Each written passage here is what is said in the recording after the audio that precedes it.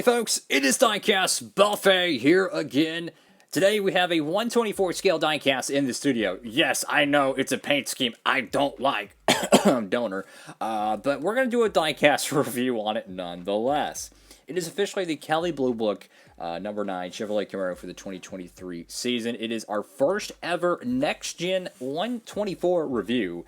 And I'm actually really intrigued to see it. So, if you're curious, if you haven't seen the box designs, they went back to the old school box designs they've had for the better part of a decade, 2021 and, previously. 2022, they went to an ugly box design that the fans did not like, and I imagine the retailers didn't like either because you couldn't stack them. So, logistically, from a selling standpoint, not exactly the best thing. So, we're going to open this thing up. There's literally no information. There's no cup schedule. There's nothing. They could have done some history about the driver. They could have done a nice piece that said, Chase Elliott's NASCAR debut. They could have done any of that. No. Apparently, we get more detail on, I don't know, $1 freaking NASCAR card packs, probably, than we do on a 124 box. So, go figure on that. So, inside of the parcel, all you get is, well, the standard return form. And, oh, well, they actually updated this. Check this out. They actually updated the return form cards. They actually used next-gen ones.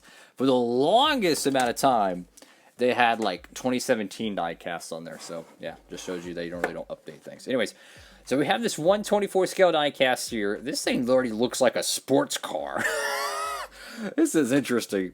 So, I'm going to take it off of the base, and we're going to crack a lack into this diecast review, so I'll be right back. Alrighty, folks, right out of the good old parcel. So, I thought that the roof flaps did not open on these diecasts. Apparently, they still do. I don't know where I heard that from, but I heard somewhere that they didn't open up. So, I don't know if the 2022s open up or not, but the 2023s apparently do. This is a standard ARC, but the first thing I noticed with this car is, wow! Is it lightweight or what? Holy crap, is this thing lightweight? I mean, this is metal, right? This is all metal, but, the whole undercarriage is all plastic, naturally. But it's a much thinner layer of plastic. Now, apparently, this comes off on the Elliotts, and you can actually have an undercarriage detail. You could take it off, and it shows, the drivetrain or whatever. I really don't care much about that, I don't care if the trunk opens or not. So, to me, that's minimal. I do notice the driver window net takes up a larger portion, it appears, perhaps than the previous year's ones. But let's go ahead and dive into this diecast review. So, if you like lightweight diecast, the 124 scale is definitely for you.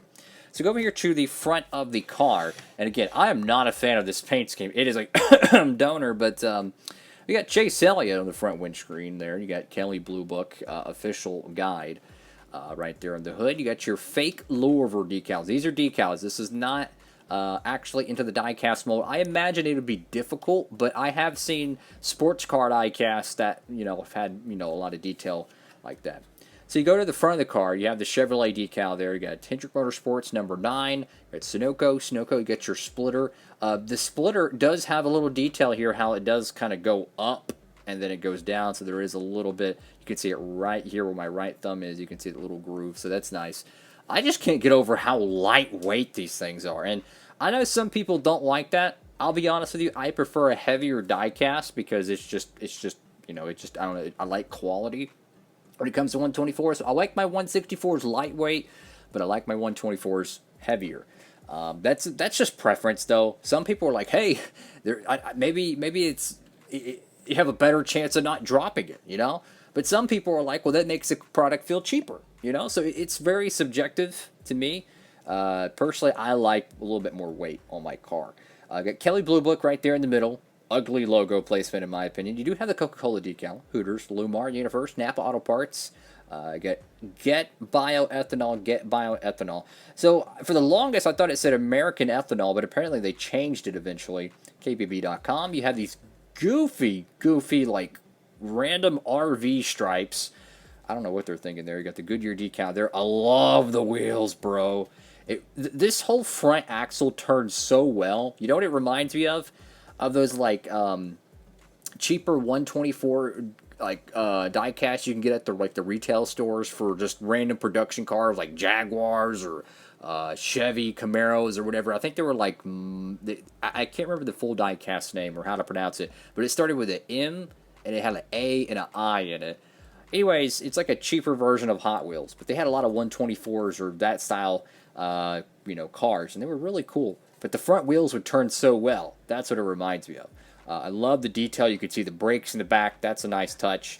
The rears don't roll as well, naturally, because it's on a fixed axle. This is more free-flowing. The window net. You do have this little plastic canard right here. That's cool. You go with the caboose of the diecast. Got KBB, the trusted resource. Camaro number 9, Valvoline, ZL1. Got the Camaro decal there. You do have the taller spoiler. Apparently, some of these 124s coming out this year are going to have smaller spoilers. Now, I did get this at Circle B Diecast. You can too. You can pick up, hey, instead of picking up this one, pick up maybe his Napa Auto Parts one. I didn't want to pick up a Napa Auto Parts one and destroy it, so I'd rather pick up one of the uglier paint schemes and use it as a donor to build stuff with. But I picked this up from our friends at Circle B Diecast. You could use that promo code. Save on shipping, guys. Use code Diecastbuffet. And if you order just 124, you'll save on shipping because it's over the $30 requirement. Now, this little exhaust area is different. Now, you see, you can you can't, well, obviously see where the pipes go for it, but there is a groove or some sort of like indentation there. I don't know if that's a plastic piece that's molded onto it or it's full metal. I believe it's just metal. With maybe a little bit of paint texture. Again, I'm going to figure out all the nooks and crannies on these cars. So, that's the beauty about when you do a custom or something, or, use one of these as a donor. You really get to dig into all the nitty-gritty and the manufacturing process of these things. So when I do future reviews, if I'm ever able to, I have a little bit more information to talk about.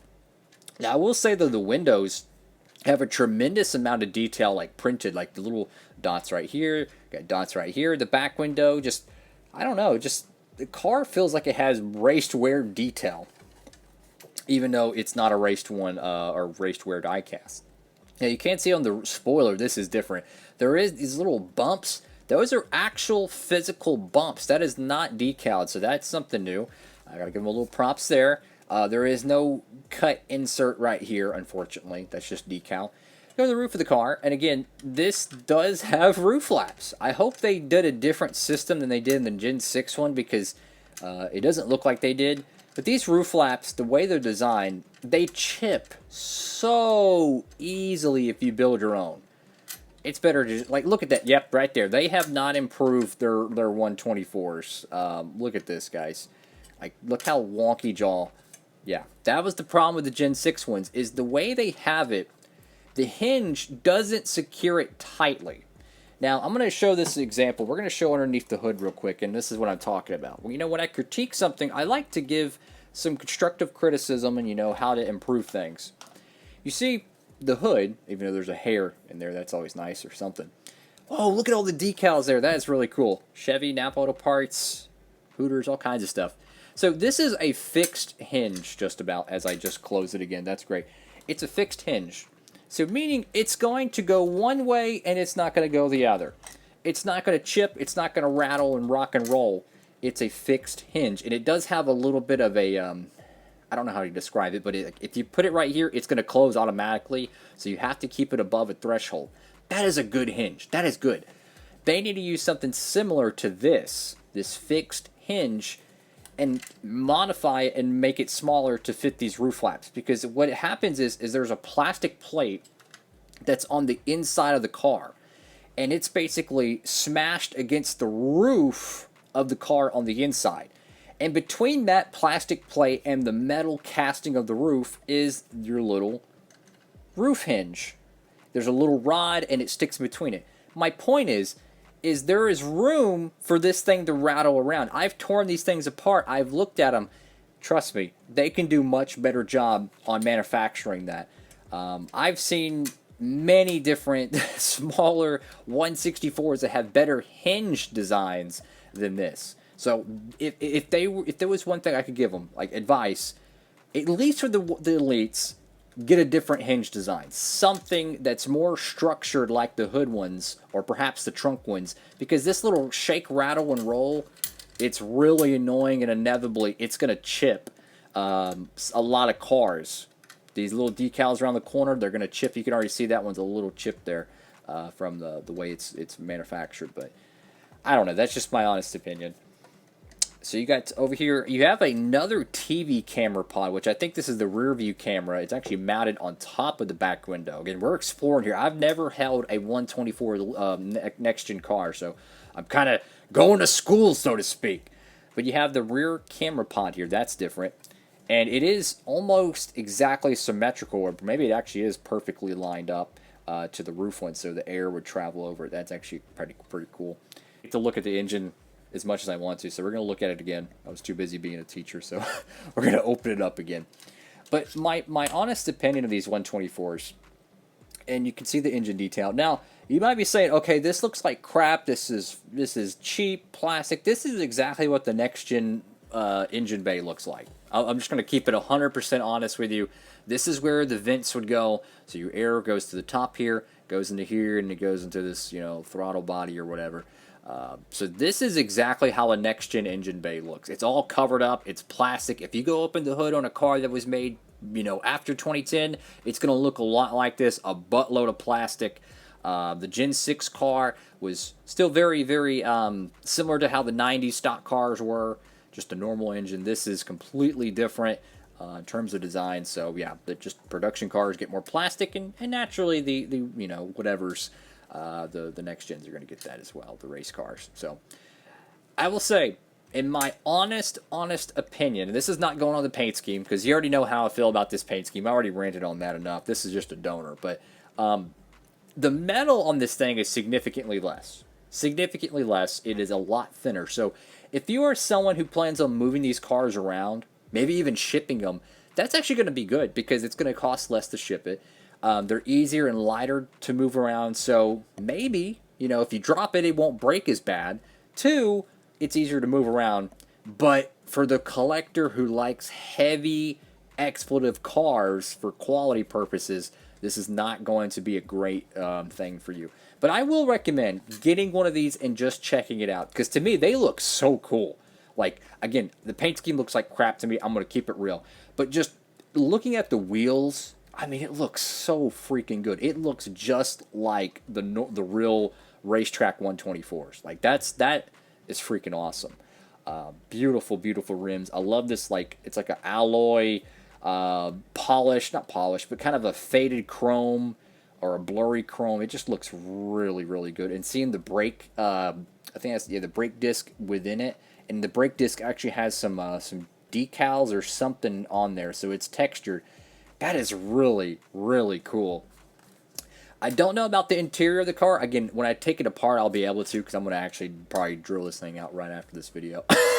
But I'm going to take a look at it and see how this thing, ticks. But my point is, guys, if you're really accustomed to the old school 124s, like the actual COTs, Gen 6s, X, Y, and Zs, this is going to be a night and day difference to you. But if you're okay with a lighter build, and I'll be honest with you, I'm surprised the roof flap's open, so that's a real big plus. But if you're okay with a lighter build and a little bit more plastic, let's just keep it real. These cars are, more carbon fiber and plastic every year. The real race cars, that is, so naturally the replicas are going to get there too. It's going to be a big difference. It's going to be a big difference, and it's going to require a lot of adjusting, but do I recommend them? I'm going to be honest with you. Yes and no, and here's why. If it's just a random paint scheme like this and you're just going to put it on your shelf, I don't necessarily recommend it. But if it's a paint scheme you really like, and it's a driver you really like, and it's a race to win, a great memory, get it. These are really good.